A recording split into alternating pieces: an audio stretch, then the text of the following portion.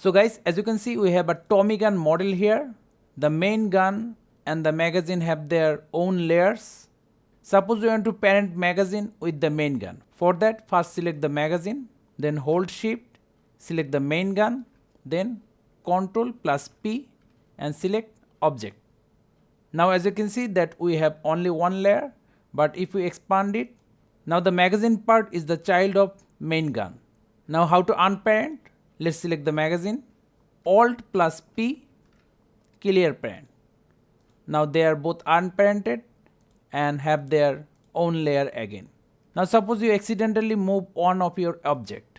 Now when we are parenting them, Ctrl plus P, we will select without inverse the magazine back to its original position. So guys, that's all about layer parenting. Thank you guys for watching. Have a good day.